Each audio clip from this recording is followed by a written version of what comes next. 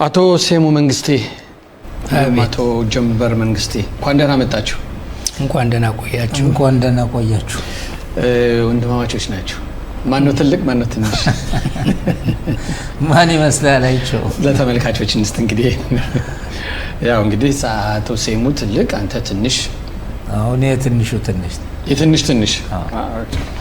እሺ አቶ ሴሙ በእውነት ለዚህ ፕሮግራማችን ፍቃደኛ ሆነ ባለች ጊዜ አጣበህ እኛ ጋር ለመቆየት ፍቃደኛ ሆነ ስለመጣ እጅግ በጣም የማመሰግነው። ያው አንተ እያልኩ እንዳወራ ቀደም ሲል እንደተነጋግረናል፣ ግን ተመልካቾቻችን ደግሞ እንደዘሉ አንተ አለ እንዳይሉን እንዳንባል ያው ፍቃድ አስቀድሜ ስለተቀበልኩ ነው አንተ እያልኩ የምናገር አይደለም እንዴ? ልክ ነው፣ አልተሳሳትኩም። እሺ አቶ ሴሙ መንግስቴ ማን ናቸው? ማን ነው ሴሙ መንግስቴ?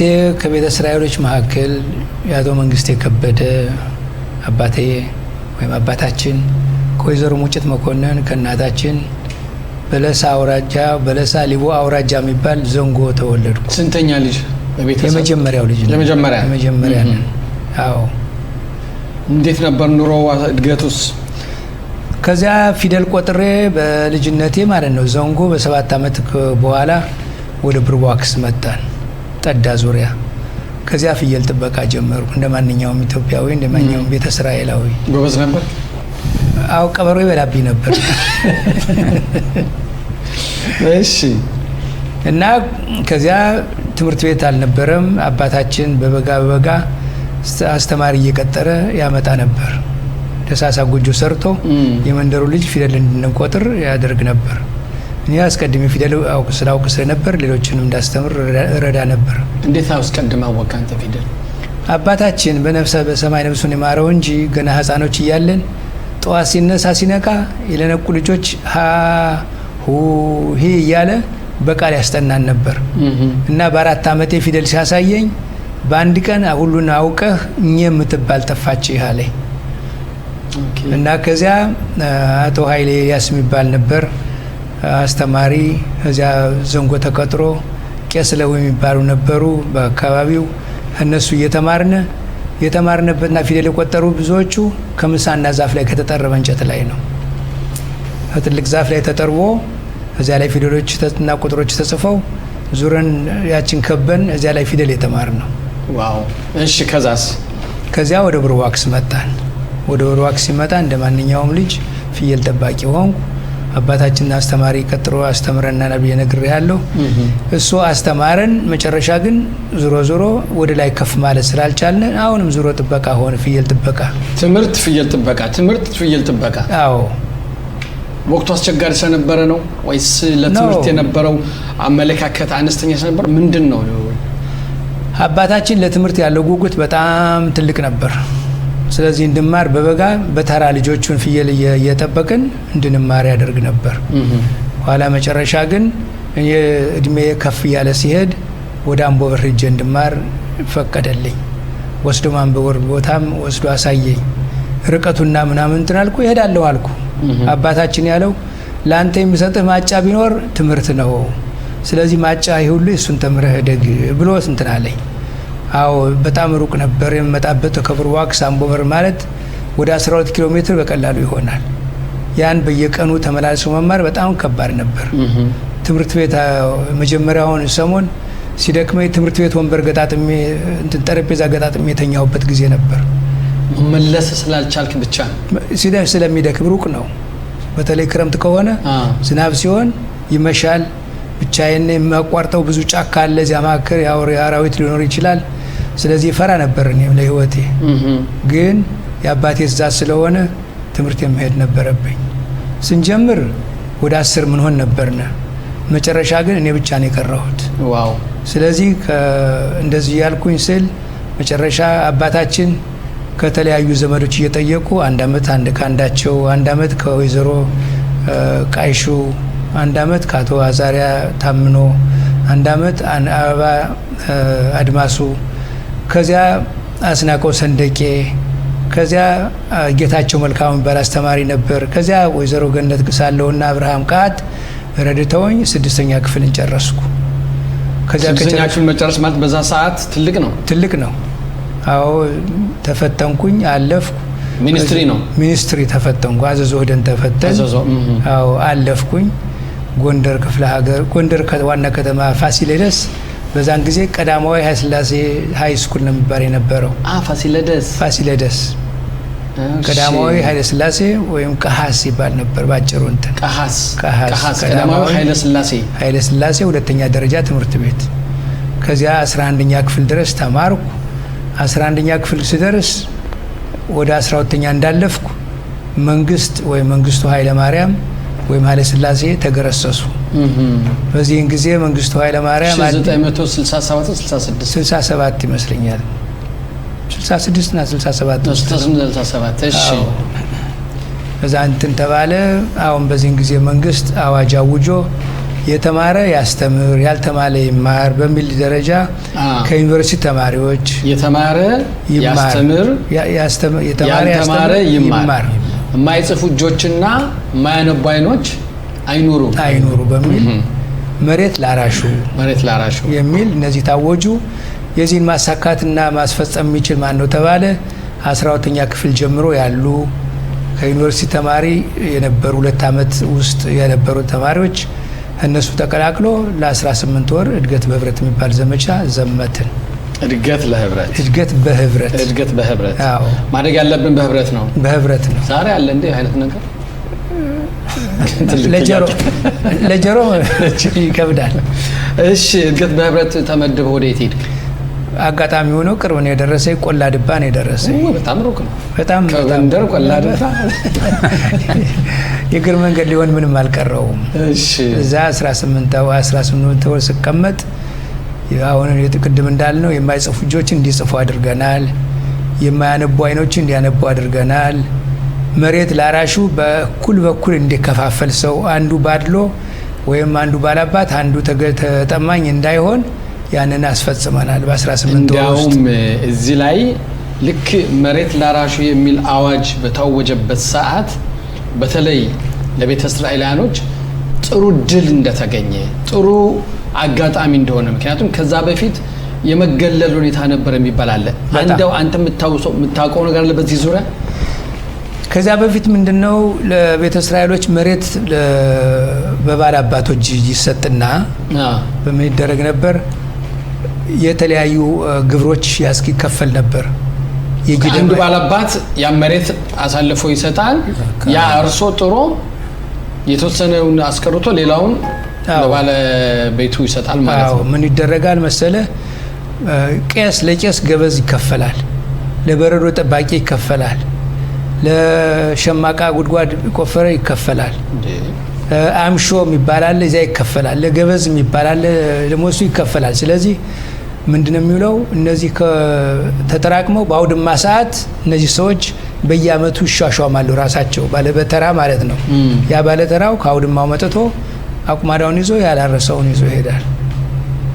ምን ይቀረዋል ለዛ ላራሹ? የተረፈው መሬት ላራሹ የሚል ህግ ወጣ በደርግ ጊዜ ማለት ነው። መንግስቱ ኃይለማርያም ምን ሆነ? ያኔ ምን ተከሰተ? የዛን ጊዜ ምንድነው ትንሽ የተደረገው በትልቅ ደረጃ የተደረገው ሰውን ማሳመን ነው። ሰው መሬት የተሰጠው ለሁሉ እንጂ ለግለሰቦች እንዳልሆነ ከመንግስት የመጣ ትእዛዝ ነው ተብሎ ዩኒፎርም ወይም አንድ አይነት መለዮ ልብስ ለብሰን በየቦታው እየሄድን እናስተምር ነበር። ይህንን ሰርጾ እንዲገባ ለህዝቡ እንዲያውቅ እኩልነትን እንዲዳርግ እንዲቀበል ብዙ አስተዋጽኦ አደረግን፣ አስተማርን። መጨረሻ ላይ መሬት ሲከፋፈል በየቀበሌው ያሉ ሰዎች እኩል አይነት ብስልና ቀሊል የሆነ መሬት እንዲሰጣቸው መደረጉና መሆኑን እናስፈጽም ነበር። እንዲያውም አንድ ጊዜ ገጠመኝ ምንድነው? እነዚህ ፈለስ ሙራዎች የሚባሉ እዚያ ቆላ ድባ አካባቢ ፈለስ ሙራ የሚባል ነበር እንዴ በዛ ሰዓት? ፈለስ ሙራ ነበር። ፈለስ ሙራ ወይም ማርያም ወደድ የሚባሉ እነሱ ፍርድ ተጓደለብን፣ መሬት በለኛ ጥሩ አልተሰጠንም ተብለው ክስ አቀረቡ። ማመልከቻ አቀረቡ። ፍርድ ተጓደለብን ለኛ አልተሰጠም። ለምን? መሬት ላራሹ የተባለው ሲከፋፈል የጥሩ መሬት ለባላባት ነው አሁን መልሶ የተሰጠ፣ ለኛ የደረሰን ጭንጫ መሬትና በደም ማያፈራ መሬት ነው ተብሎ ለኛ እንደ ክስ ማመልከቻ መጣ። ለማስፈጸም አንድ ጓደኛዬ አንድ ታምራት የሚባል እኔ ወርቅ የምትባል ልጅ ሆነን ተመደብን። እዚያ አካባቢ ፍርድ ተጓደለ ወይም ትክክል አልተሰራም በተባለበት ቦታ ሲደን እነዚያ ሰዎች ምን እንደሆኑ ሳውቅ አንዱ ማለት ቤተ እስራኤል እንደሆኑ ሳውቅ ወደ ጎን አድርጌ አነጋገርኳቸው። እኔ ቤተ እስራኤላዊ ነኝ፣ ዘመዶች አጤየር ይኖራሉ፣ እኔ በንዋክስ በብርዋክስ ነው የምኖር እና ስለዚህ ምንድነው ንገሩኝ ስላቸው እረኛ ክርስቲያኖች ነን አሉ። አዎ እስከ መጨረሻው ሳያምኑ እኔ ግን የተሰጠው መሬት ትክክል አይደለም፣ ስለዚህ መሬት መንግስት ባወጀው መሰረት እኩል መካፈል አለባቸው በሚል እኩል እንዲካፈሉ አድርጌ ከ30 ዓመት በኋላ ሰውየው እስራኤል ሀገር መጥተው እኔን እየፈለጉ በሬዲዮ አንድ ጊዜ ተነጋግሬያቸዋለሁ። በቴሌፎን ልጅየው ኢየሩሳሌም ነው የሚኖር አሁን እና አንተን በድምጽ በመስማቴ በጣም ደስ ያለኝ የዛን ጊዜ ሰራልን ስራ ልረሳው አልችልም በማለት እንደዚህ ያለ ነገር ስራ ሰርተናል። ትንሽ ስጋ እንደ መርፌት ወጋ የሚባለው ነው ይሄ ነው ማለት ነው። ትክክል። እሺ ከዛ የ18 ዓመት ያህል ያን ስራ ካገለግላችሁ ማለት እርግጥ በብረት ካገለግላችሁ በኋላ ተመለሰ ወደ ጎንደር መጣ። አሁን እዚህ መሀል ወደ ጎንደር መጣሁ። በዚህ ጊዜ ትምህርት ቤት እንደገና አጠቃለል ጀመርኩ። 1 ዓመት ይቀር ነበር። ያን ያጠቃለልኩ ከዛ ወደ አዲስ አበባ አንድ የባሩክ ተገኘ ጓደኛ ነበረው ቢል ሃልፐርን የሚባል እሱን ወደ ኢትዮጵያ ልኮ እኔ እንዲገናኘኝ ያደረገ። ቢል ሃልፐርን አዲስ አበባ እንዲሄድ አደረገኝ። አዲስ አበባ ሄጄ ከሱ ጋር ተወሰነ ጊዜ ተቀመጥኩ። በኋላ እሱ ጋር መሆኔን ያወቁ ሰዎች የኦርት ሰራተኞች ክርስቲያኖች ማለት ነው ይህ ሰውዬ ሲአይኤ ድርጅት የሚሰራ ነው ሰላይ ነው በማለት በ24 ሰዓት እንዲወጣ ተደረገ። ያ ቢል ሃልፐርን እኔ እንግዲህ መጀመሪያ ወደ ውጭ መውጣት አይነት ሂሳብ የመጣው አሁን እሱ ሲወጣ በጣም ተናደድኩ። ግን መጀመሪያ ምን አለኝ እሱ ከዚህ ቤት መቆየት ትችላለህ 6 ወር የዲፕሎማቲክ ቦታ ስለሆነ መቆየት ትችላለህ አለኝ። እኔ ግን ሁኔታውን ስለማውቅ 6 ወር ሳይሆን 6 ሰዓትም አልቆየሁ። እሱ እንደወጣ ቃይን ጠልጌ በሰረጤት ይዤ ቃይን ወጥቼ ሄድኩ። ተመለሰ ወደ ጎንደር ወጣሁ ከዚያ ቤት አዲስ አበባ ውስጥ ነኝ። አዲስ አበባ እዚያ ወጥቼ ወደ አቶ ጥጋቡ መምህር ጥጋቡ ስሞን ቤት ሄድኩ። መምህር ጥጋቡ ስሞን የኔ እሱ የእናቴ እህት ልጅ ነው። እዛ ኮተቤ ከሱ ጋር ነበርኩ። ነፍሳቸውን ይማር ብዙ አስተዋጽኦ አድርጎልኛል። እዚያ እንደገና አባየውና ነገርኳቸው። እዚያ ሰውየው መሄዱን ስነግራቸው አባየውና እስቲ እንግዲህ እንሞክራለን ቪዛ የሚገኝበትን መንገድ እናመለክታለን ብለው እንትን እያልነሳለን መጨረሻ ምን አለው አባየውና እዚሁ ላይ ስራ እንድታገኝ የሚሰለጥን ነገር እናሰለጥናችሁና ቪዛ እስከሚገኝ ድረስ ትሰለጥናላችሁ ብሎ ሰዎች ይዟችሁ ነው ተባለ።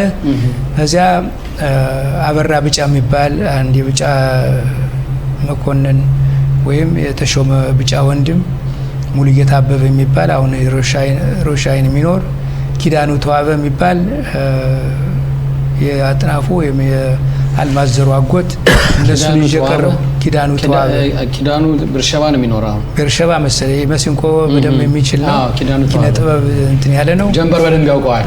ሳቀ ፈገግ አንተም እሺ እነሱን ልጅ ቀርቤ 6 ወር ሰለጠን። 6 ወር ወይም 8 ወር ከሰለጠን በኋላ ወደ ጎንደር በኦርትስ መስሪያ ቤት እንድንሰራ ተመደብ። አበራ ቢጫም ብለሃል መሰለኝ። አበራ ብጫ የእናታችን ያክስት ልጅ ነው።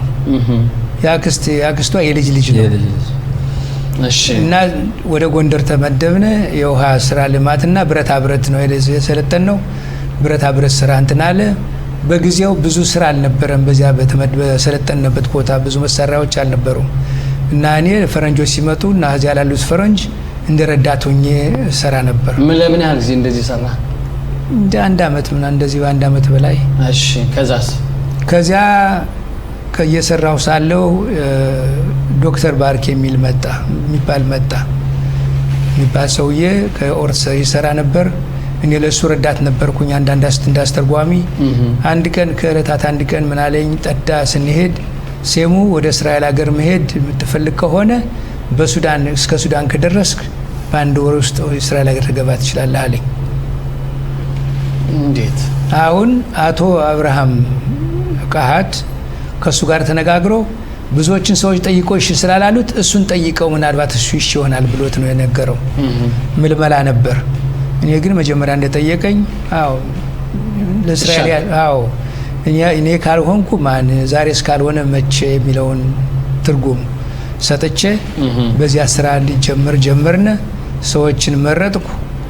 ሰዎቹ አንደኛ ከሚስቴ ነው የጀመርኩ። ወይዘሮ አለጣሽ ቻሌ የልጅ እናት የልጆች እናት፣ ኪዳኑ አጥናፉ ተዋበ፣ ጸይወት ታረቀኝ፣ ፈንቴ ስሞን፣ አምሳል መንግስቴ፣ ደሴ ምንተስኖት፣ ጥጋቡ መልኬ እና ውቡ ታደሰ። 9 ሰዎች ማለት 9 ሰዎች። 10ኛ ማን አለ? የ3 ወር ህፃን አስቴር ሴሙ መንግስቴ። ያን ይዘን ተነሳን። ምን እናደርግ እንግዲህ ዝግጁ ነኝ አልኩት።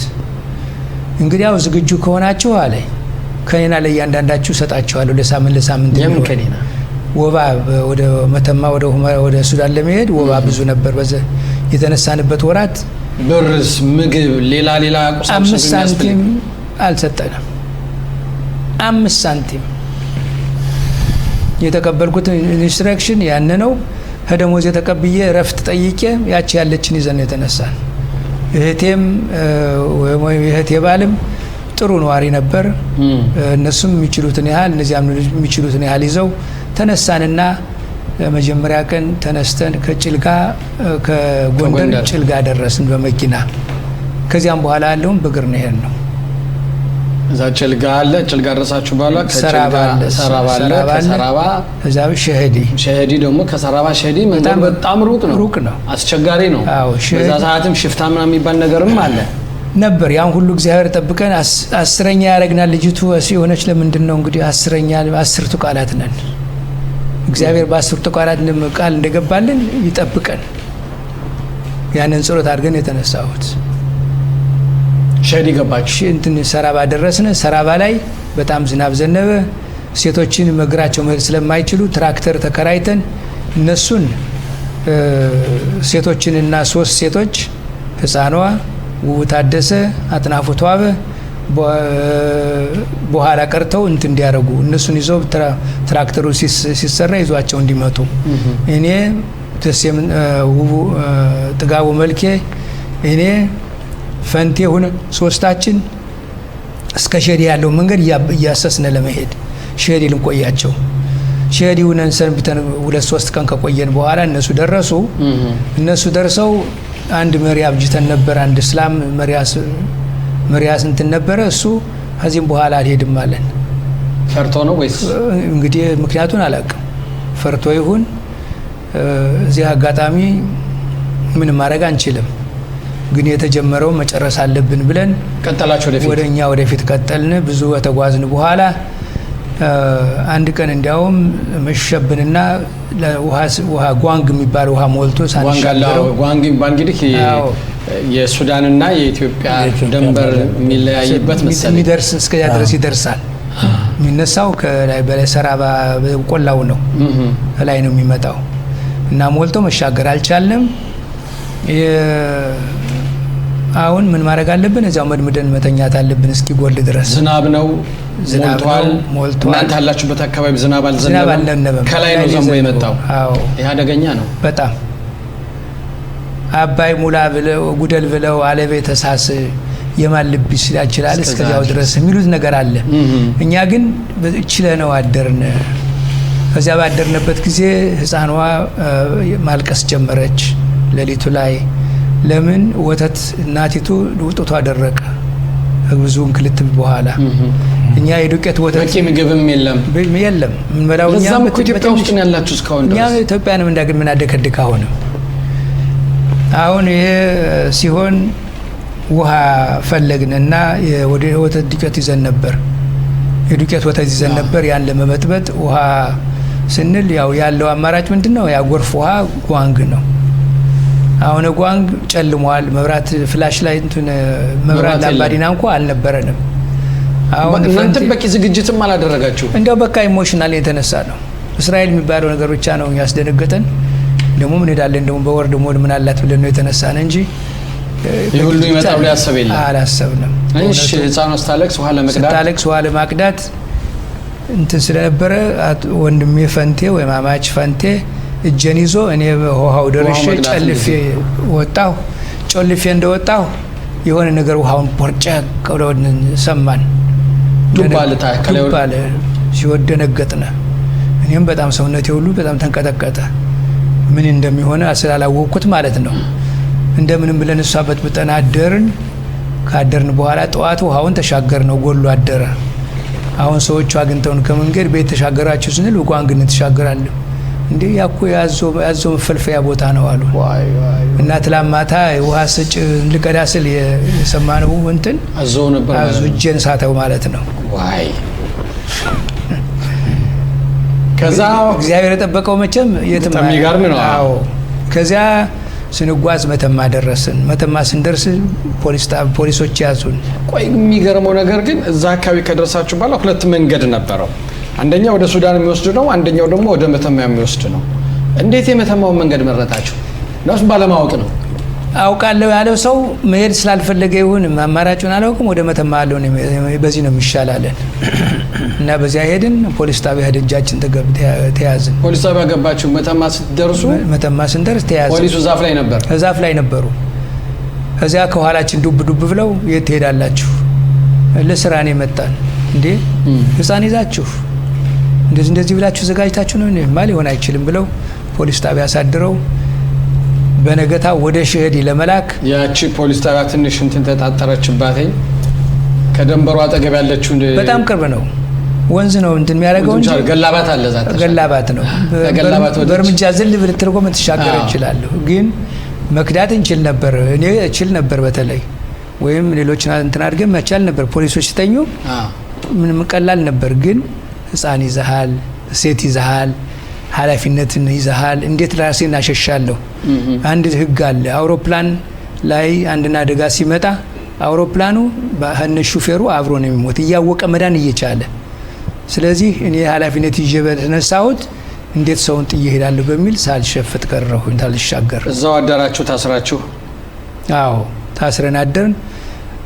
የሆነ እንጀራ እንድንገዛ ጅሆላ እንጀራ ገዛን። ደጋ የሚሉት ወደ ሀከር እንጀራ ወጥ የሆነ ነገር ተስታረክ ፍርክርክ ብሎ ያን አድርገን አደርን። በነገታው ከኢሃፓ የምሕረት ጠይቀው የገቡ ሰዎች ነበሩ። ለእነሱ አስይዘው ወደ ሸሄድ ይላኩን። እነሱ ደግሞ ይሄ ሁሉ እንግዲህ እንደ ኢትዮጵያ ዘመን አቆጣጠር 1972 ሐምሌ ወር ነው። እሺ መተማ ያደርነው አንድ ቀን ነው።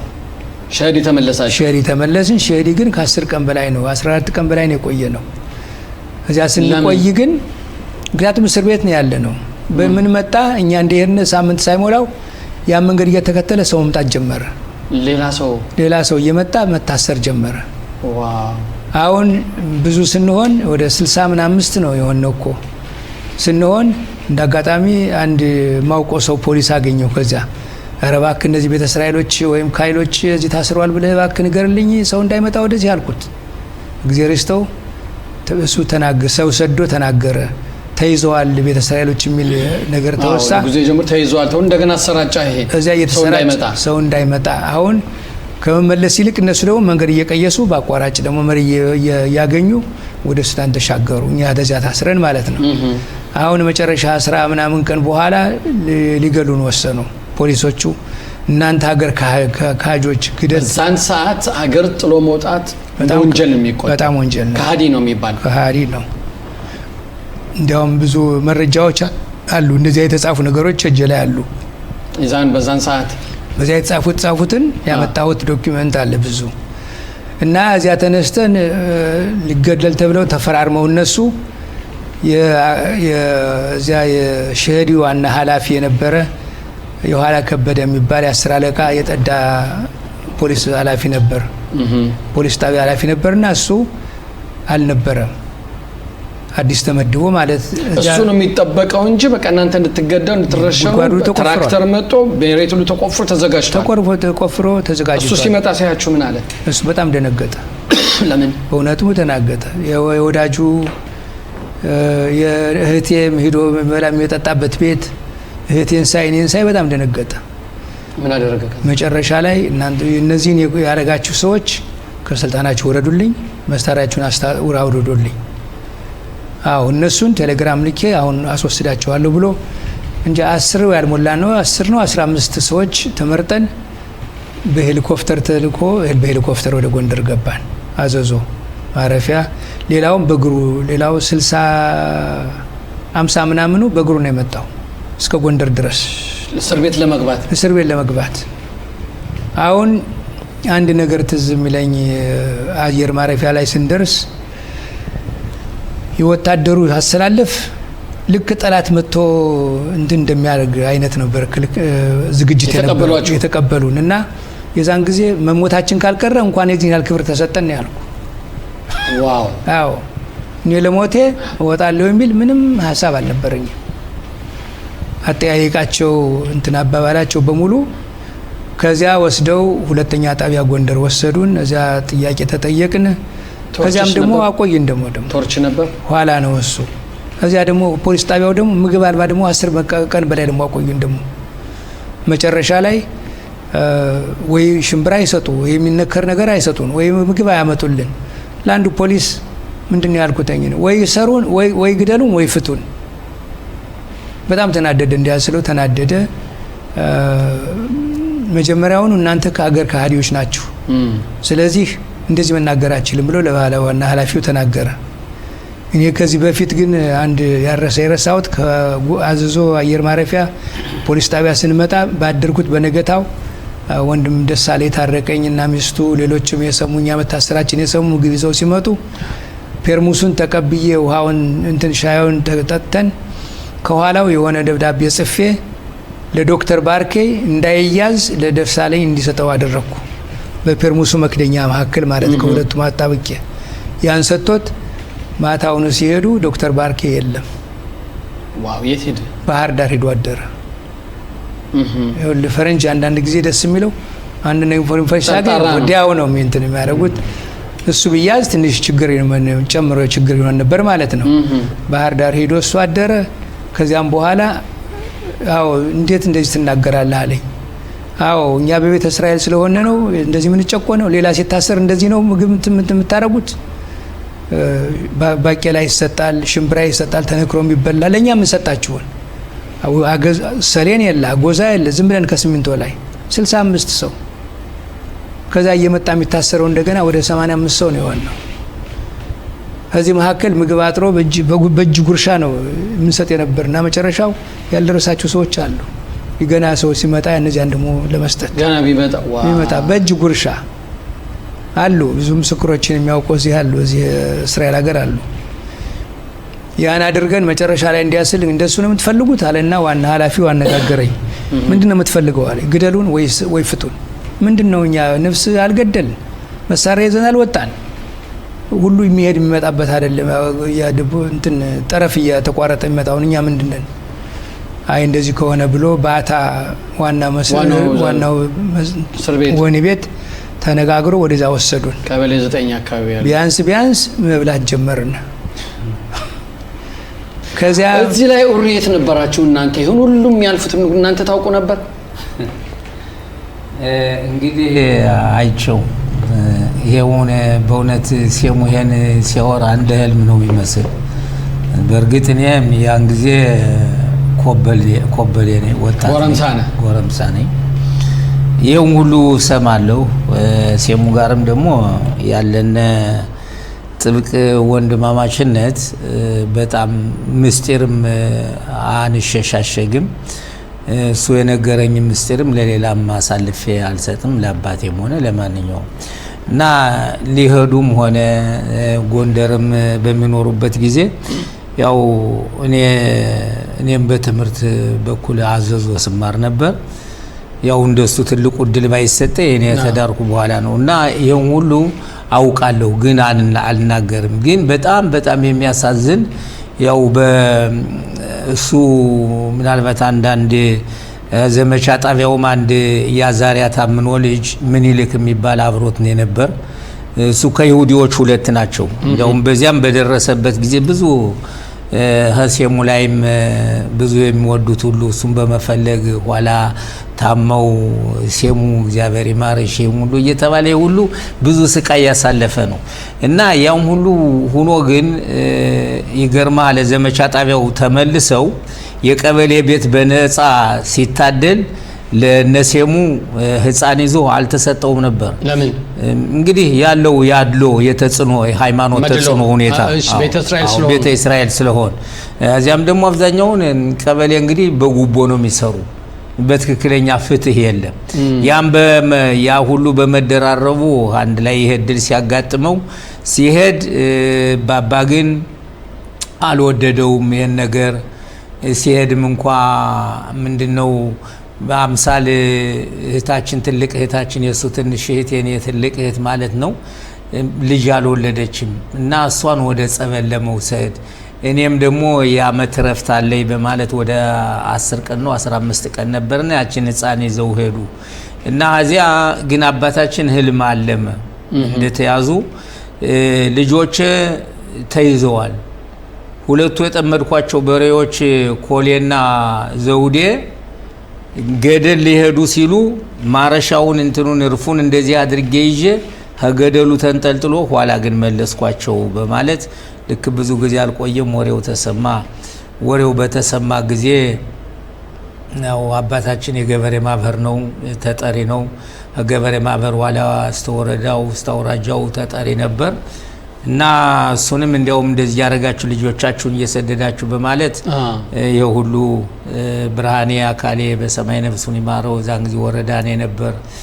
አባቴም በሰማይ ነፍሱን ይማረው እና እሱ ጋር ሆኖ ብዙ ነፍስ አድነዋል።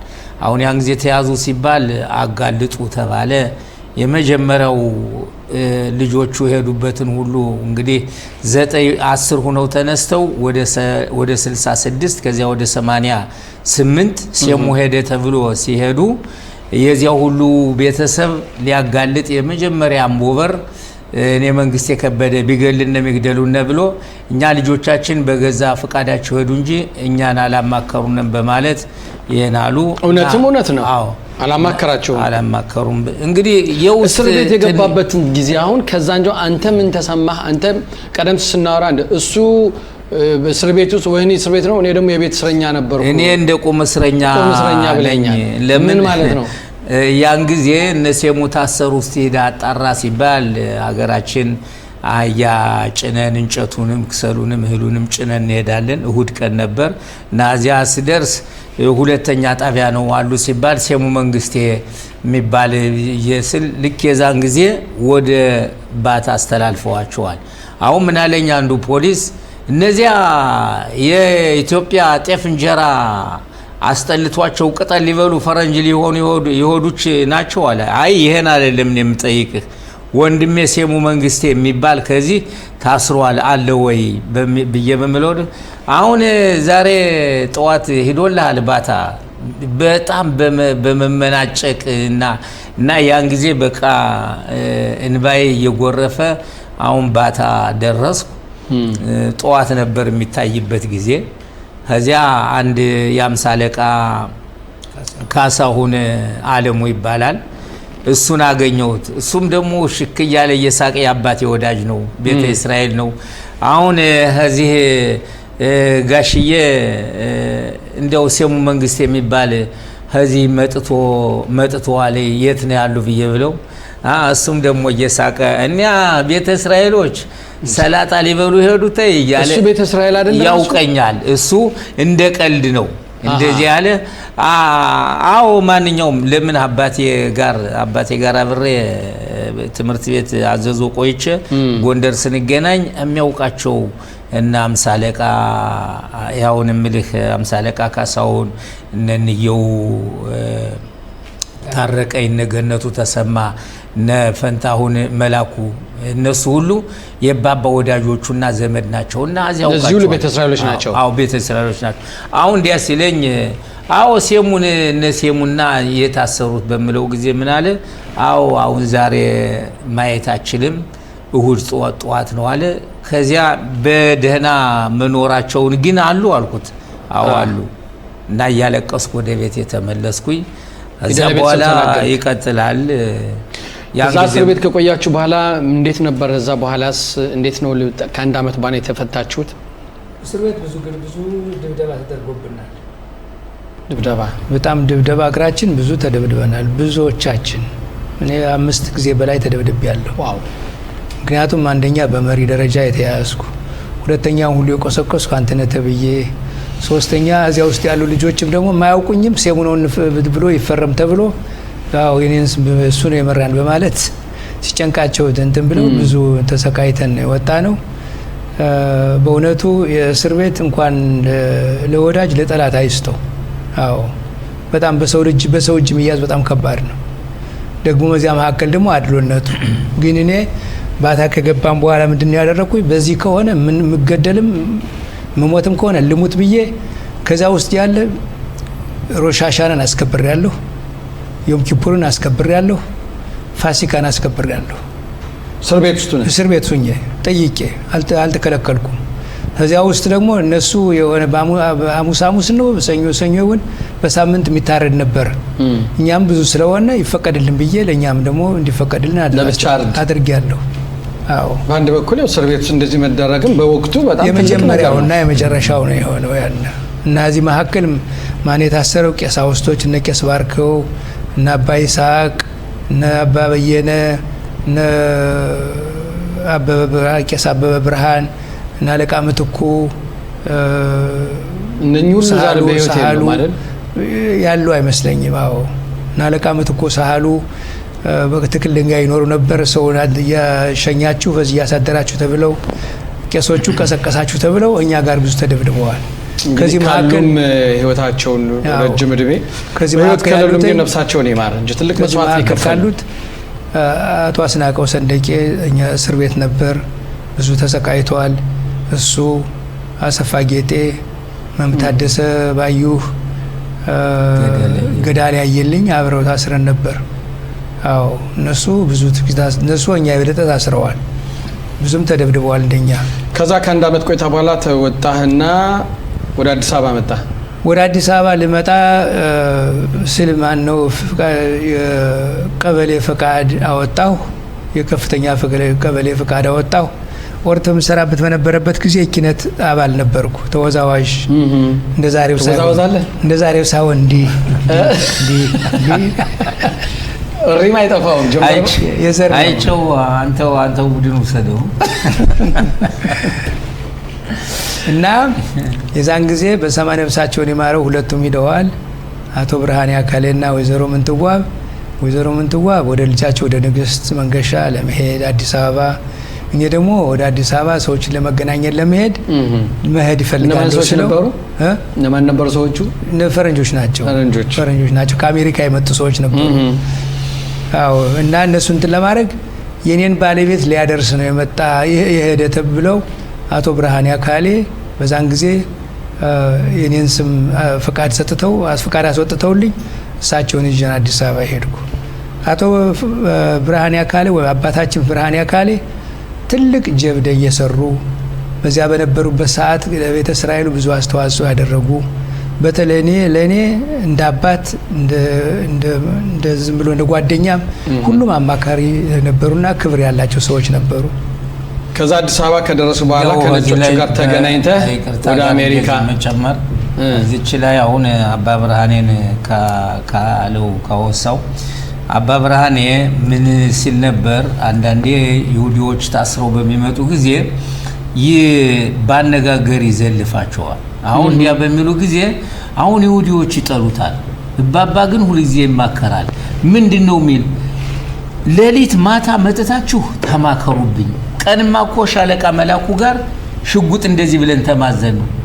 እሱ ምንም ቢሆን ተፈራርተን ነው። አንተ እዚህ በቀን ወረዳ ነህ እያልክ ስትሰራ ትውላለህ፣ ሌሊት ትሸኛቸዋለህ እያልክ እና ምንድነው አንዴ በሮሻይን እያሉ በምጠይቃቸው ጊዜ እንዲያው አባ ብርሃኔ ያንተን ስም እንደዚህ ይሉሃል፣ እንደ አባቴ ያለ ብስል ይማከርብኛል፣ ሌላው ግን ይጠላኛል እና በማት ያዙበት መንገድ ሂዱ እያልኩ ነው ምክሬ ነበር ብሏል። እና ከይቅርታ ጋር እንግዲህ ወደ አሜሪካ እሺ፣ ሰዓታችን አሁን በእውነት ታሪኩ በጣም ብዙ ነው፣ ሰፊ ነው። አጠራጥር እያደረግን ነው እንምጣና ከዛ ፈረንጆች ከተገናኘ በኋላ አዲስ አበባ ምን አደረግ? ለነሱ ያለውን ሁኔታ ነገርኳቸው። መረጃውን በሙሉ መረጃውን ስለ ቤተ እስራኤል የሚደረገውን መስሪያ ቤቱ ኦርት የሚባለው ነገር መገዘጋቱን የዚያ ይሰሩ የነበሩ ሰዎች በሙሉ ስራ አለመኖራቸውና ጦማቸውን እንደሚያድሩ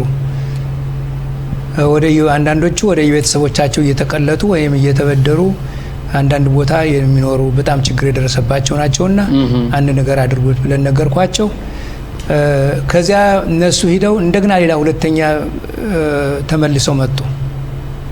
መጀመሪያ ጎንደርን ያገኟቸው በእውነቱ፣ ሁለተኛው ግን አዲስ አበባ አገኘኋቸው። ከዚያም በኋላ እንግዲያው እንደሄድን አሁን አንድ ነገር እናደርጋለን ብለው 6 ወር ባልሞላ ውስጥ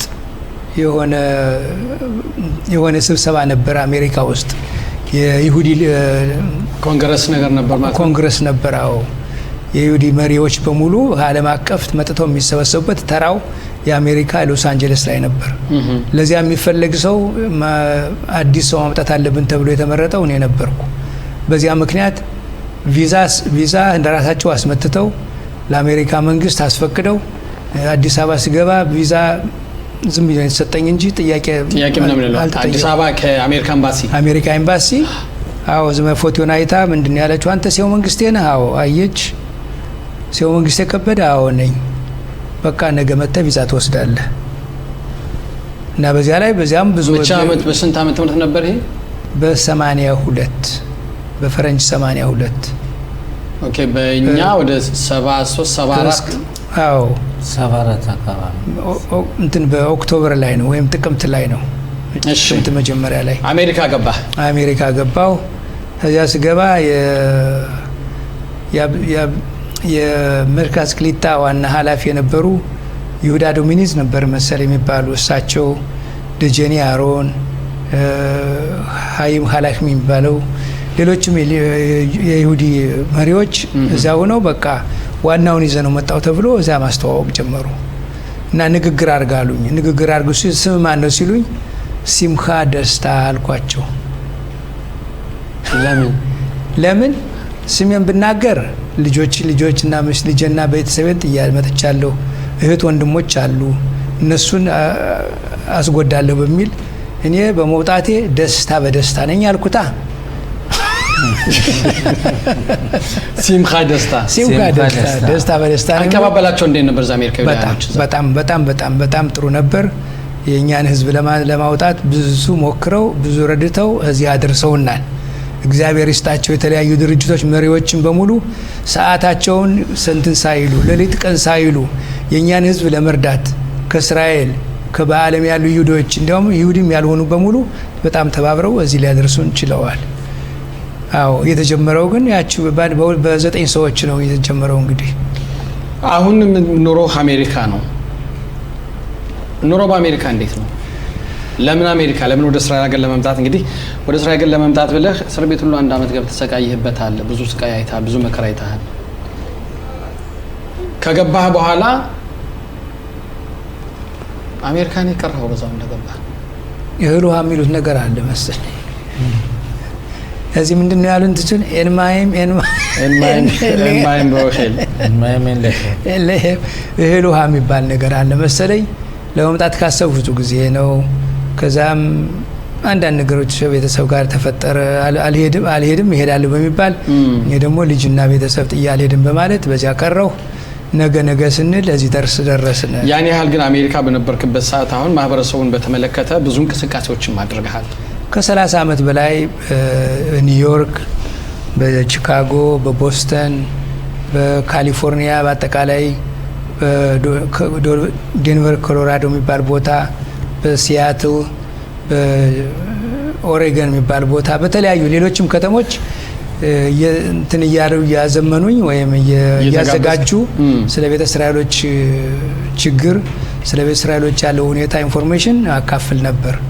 ከዚያ ላይ የሚመጡ ሰዎች ደግሞ ከማን ጋር እንደሚገናኙ ኢትዮጵያ ሄደው ለማን ታማኝ እንደሆነ ገንዘብ እንደሚሰጡ ያን ሁሉ ለተለያዩ ለሰባት በላይ ድርጅቶች ነበሩ። ሁላቸውንም በማስተባበር አብሬያቸው ሰራ ነበር። አመቻች ነበር። ኢትዮጵያ ግን ተመልሰህ ሄደህ ታውቃለህ? ከዛ በኋላ ብዙ ጊዜ አሁንማ ብዙ ጊዜ ተመላልሻለሁ። አሁን በዚህ ኢትዮጵያ አድርጌ ነው የመጣው። አሁን በጣም ከኢትዮጵያ አድርጌ ነው የመጣው። ክቡራትና ክቡራን ተመልካቾቻችን እንግዲህ አቶ ሴሙ መንግስቴ ኑሯቸው በአሜሪካ ነው። አሁንም ዘመድ ለመጠየቅ መጥተው ነው በዚህ ወደኛ ያው ወንድማቸው በጀንበር መንግስቴ ምክንያት እኛ ጋር መጥተው ቆይታ ያደረጉ ያሉትና በእውነት ብዙ መስዋዕት የተከፈለበት ትግል ነው የኢትዮጵያውያን ከኢትዮጵያ ጭራሽ ወጥተው ወደ ሌላ ዓለም ወደ ተቀደሰችው ሀገረ እስራኤል ለመድረስ ብዙ መስዋዕት ተከፍሏል። ብዙ አስተዋጽኦ በንግግራቸው እንግዲህ እንደገባን እስካሁን ድረስ እሳቸው ብቻ ሳይሆን ሌሎች ብዙ በጎ አድራጎችም ሲሰራ የነበሩ እንዳሉ ነውና እስኪ እናንተም ቢሆን ወደኛ ወደ ስቱዲዮአችን መምለው የመጣችሁ እንግዳችን ሆኑ ስራችሁ ይነገር ይታወቅላችሁ። ያኔ በወቅቱ አሜሪካ በገባበት ሰዓት ስለ ኢትዮጵያውያኖች ታሪክ እዛ በግልጽ ታናግራቸው ነጮች ምን አይነት አቀባበል ነበራቸው? ለመርዳትስ ምን አይነት ፍላጎት ነበራቸው? በእውነቱ በዛን ጊዜ ያለቀሱ ሰዎች አሉ ስንናገር። እናንተ ካረዳችሁን ማን ይሁዲ እያልን እስከ መቼ ድረስ ነው የምንኖረው? እግዚአብሔር እዚህ አድርሶናል። አሁን ደግሞ እንደ ጀርመኖች ባደረገው ድርጊት በእኛም እንዲፈጸም አትፍቀዱ በምናገረው ጊዜ ብዙ ሰዎች አዎ እንባቸውን በማበስ ያላቸው ኪሳቸው በመድረስ ቼክ በመጻፍ የዚህን ያህል ጊዜ እስከሚወጡ ድረስ ይህን ያህል ገንዘብ አወጣለሁ እያሉ ብዙ ሰዎች እንትን ብለዋል። ብዙ ድርጅቶች በጎ አድራጎት አድርገዋል። በዚህ መካከል ረሳ ማልፈልግ እንደ ባሩክ ተገኘ እንደ ቢል ሃልፐርን የባሩክ ተገኘ ጓደኛ ሌሎችም ድርጅቶች ለኛ አስተዋጽኦ ያደረጉልን እንደገና ከዚህ እስራኤል ሀገር ደግሞ በቀለም ማንመሳሰል በባህል የማንመሳሰል እኛን ሀገር ህዝብ ተቀብሎ እዚህ በማድረሱ በጣም ምስጋና አቀርባለሁ። እውነቱ ጀንበር ከዛ ሁሉ ስቃይ ከዛ ሁሉ እስር ቤት ቆይታ በኋላ አንተም የቆም እስረኛ ነበርክ። ወንድምህ በታሰረበት ሰዓት ብዙ ተመላልሰ ጠይቀ አንዳንድ ጊዜም ቀደምስ እንደተናገርከው ሚስጥረኛ ነህ አንተ። ከሱ የምትናገረው ለቤተሰቦች ወላጆች አትናገር፣ ምክንያቱም ብናገርስ እንደዚህ ቢሆንስ በማለት ግን ያን ነገር አንተ ተቀብለህ አስተናግደህ እሱ ወደ አሜሪካ ወጥቶ ሲሄድ የነበረው ሂደቱን ስታስታውሰው ዛሬ እንዴት ነው የምታስታውሰው? እና ይሄን እንደው ጥሩ ነበር ብለህ ታስባለህ? የተከፈለው መስዋዕት መጀመሪያ ደረጃ እንግዲህ ሴሙ ያው እሱ ትልቅ እንደ መሪያችን እንደ አስተማሪያችን ነው የምናየው። ሀገራችንም የበክር ልጅ ቄስ ይሆናል ወይም ደግሞ ተማሪ ይሆናል እንደሚባለው ትልቁ እድሉ የተሰጠው በትምህርት እሱ ነው።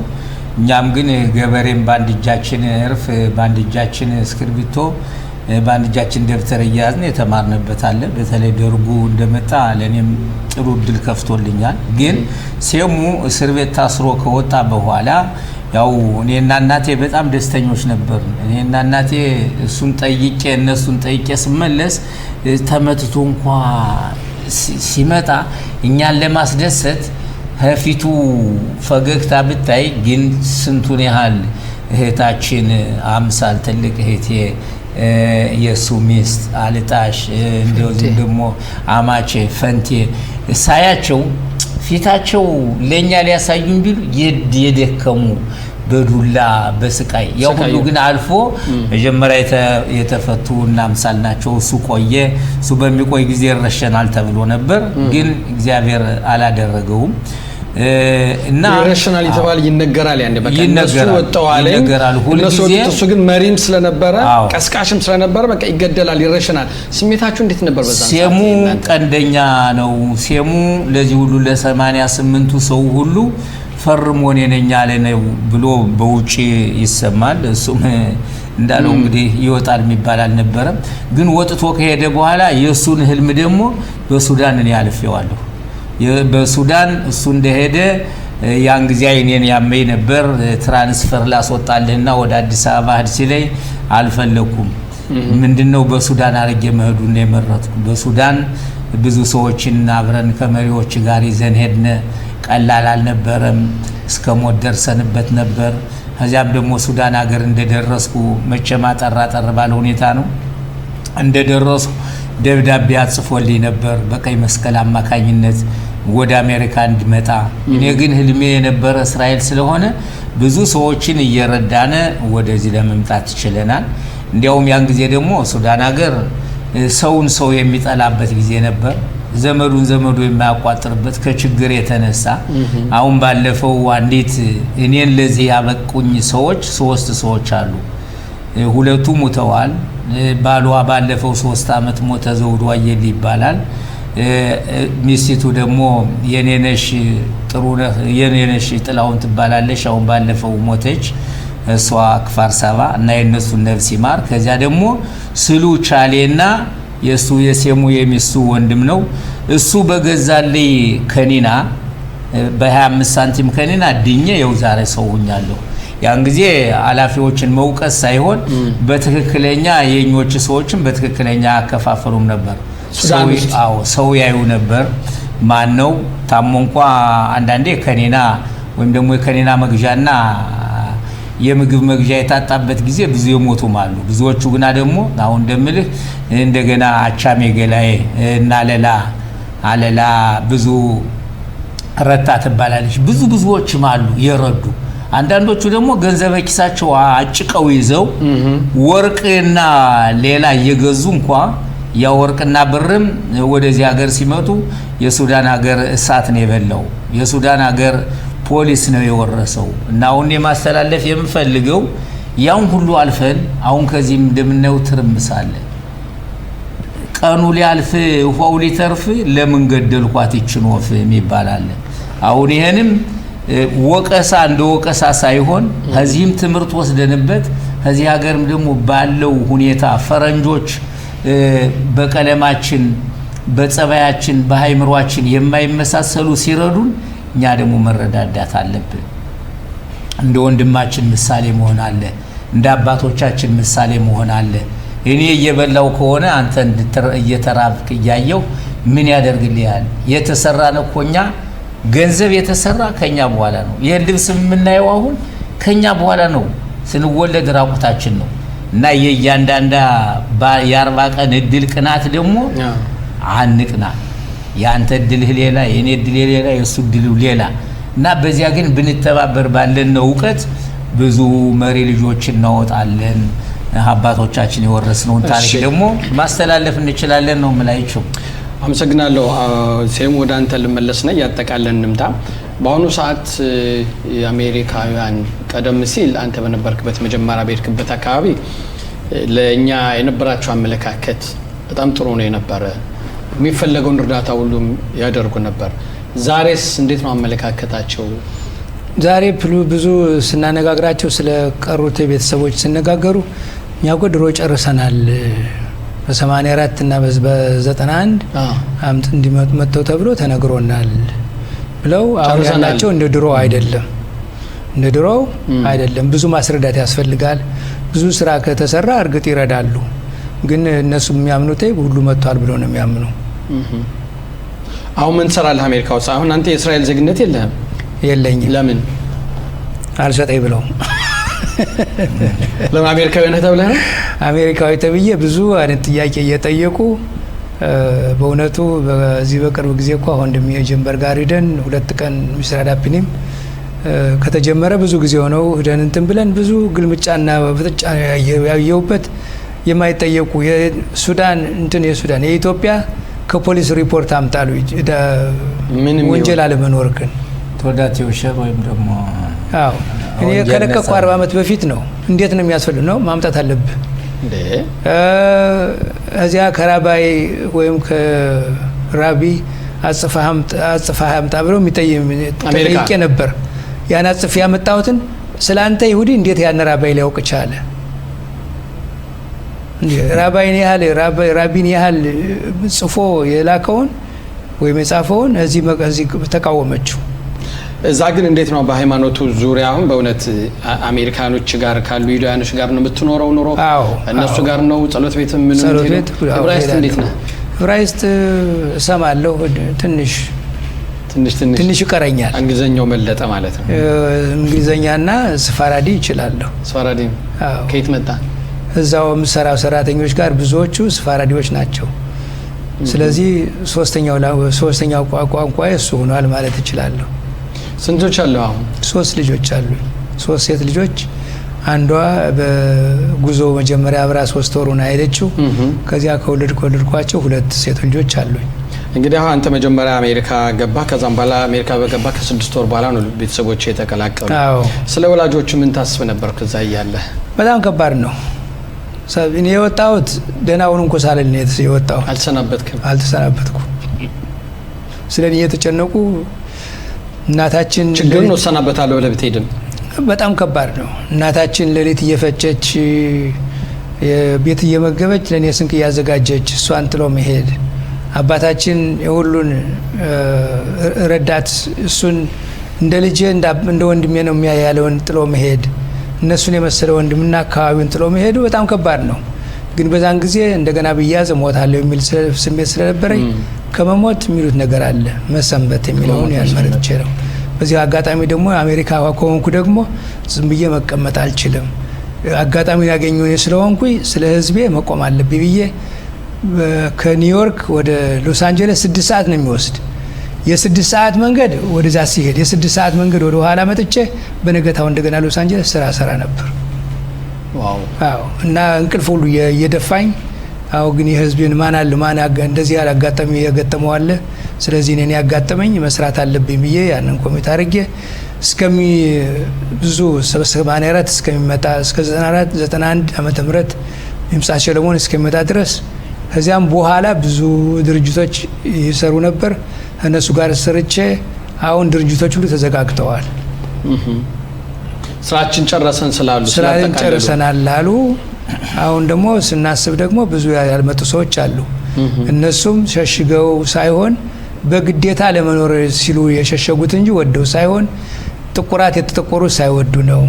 ለመኖር ለመምሰል አገሩ ለመምሰል ነው። ሃይማኖታቸውን የቀየሩት ወይም ያላከበሩት እንደ ክርስቲያኑ ለመሆን ብለው ነውና ስለዚህ እነዚህ ሰዎች ይሁዲነት ያላቸው ብሎ ደግሞ እኛ ደግሞ ኃላፊነት ደግሞ እነሱን እንደሚመር ደግሞ ታገላለብን። እንደው አንተ አሜሪካው ነህ አሁን ስትመለከቱ ስትሰማው መቼም እዚህ ነገር ታሪክ በደንብ ታውቃለህ፣ ትከታተላለህ በእርግጠኝነት። ምክንያቱም ግማሽ አካል እዚህ ነው ያለ። ትክክል ነው። እና ስታየው ስትሰማው እዚህ ያለው አሁን ማህበረሰባችን ያለው ኑሮውን ሁኔታውን ስታየው እንደው ያ የተከፈለው መስዋዕትነት አንተም ራስህም በግልህ ባንተ አቅም እንኳን የከፈልከው መስዋዕትነት ዛሬ ስታየው ምን ይሰማሃል? ለዚህ ነው ወይ ብለህ አስበህ አታውቅም? በጣም ነው የማዝነው። ይሄን እድል አግኝተን አለመጠቀም ሞፈር ቀንበር ሰቅሎ ነው ሰው መጥቶ አሁን እዚህ ደረጃ የደረሰው። ያን እድል አግኝቶ እንደገና ያንን የነበረበትን አለማሰብ በጣም ነው የሚያሳዝነው። ልጆቹ አሁን እንዲማሩ ልጆቹ እንዲያውቁ አንድ ላይ ተባብሮ ለመስራት አለመሞከር በጣም ሁሉን ልታወቅ ወይም እኔ ባልኩት ይሁን መባባል ትክክል እንዳልሆነ ነው።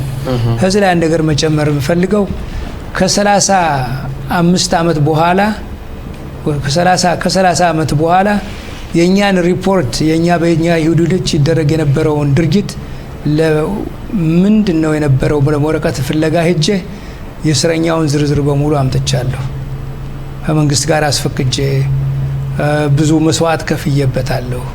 እና እነዚህ ሰዎች ደግሞ ለወደፊቱ ያን ወረቀታቸውን እንደተዳርገው ለልጆቹ የሚያስተምሩበት ቢሆን በጣም ደስ ይለኛል። ለወደፊቱ ደግሞ የሚያስፈልግ ነገር ካለ የተጠያየቅና አብረን እንስራ እፈልጋለሁ። እግዚአብሔር አቶ ሴሙ መንግስቴ እጅግ በጣም አመሰግናለሁ። ጀንበር አንተስ እንደ ስሜትህ እንዴት ነው? እንደው አንድ ደቂቃ አለች ያለ ስሜትህ እንዴት ነው? እንግዲህ በእርግጥ ሴሙ እስከ ዛሬም ድረስ ስራውን አላቋረጠም። ወደዚህ ሀገር ለመግባትም ሲባል ብዙ ጊዜ ነው የለፋ። አንዳንዴ የዶኩሜንቶች ወይም ደግሞ የሰነዶች ያለመስተካከል አለ። ስራው እንደምታውቀው እዚህ ሀገር ህጋዊ ማለት ቢሮክራቲያም አለ። ነገር ግን ይሄ በቅርቡ ይስተካከላል። በእርግጥ ሴሙ ወደዚች ሀገር ለመምጣት ወላጆቻችንም ሳሉ አብሮ ለመቀመጥ እየፈለገ ነበር። ግን እግዚአብሔር ባለው ቀን ይሆናል እና አሁን እኔ የምለው ወላጆቻችን ሲያሳድጉን ትልቁን እንደ ትልቁ ትንሹን እንደ ትንሹ በጥሩ ሁኔታ ስላሳደጉን ዛሬ እኔ ያለ ሁኔታ የአባቶቻችን የእናቶቻችን ይዘን መልካም ስራ መስራትን መልካም ምክር መምከርን አባቶቻችን የወረስናቸውን በትምህርት ቤትና በትላልቅ ሰዎች ያገኘናቸውን እነሱን መጠቀም ጠቃሚ ነው። ጠብና ክርክር ይቅር። እሺ አቶ ሴሙ መንግስቴ እንዲሁም ጀንበር መንግስቴ ስቱዲዮችን በመምጣት እንግዳ ስለሆናችሁ እጅግ በጣም እናመሰግናለሁ። ጊዜ ስትል በጣም እናመሰግነው። በሰላም ወደ ሀገርህ እንበል እንግዲህ ሁለተኛ ሀገር እንድትመለስ በሳንት መስላለን። ክቡራትና ክቡራን ተመልካቾቻችን እንግዲህ ልዩ ፕሮግራማችን የስካሁኑ ነበር። ሌሎችም እንግዶችም መጣችሁ እንድትተናገዱ ጥሪያችን እናደርሳለን። ጤና ይስጥልን።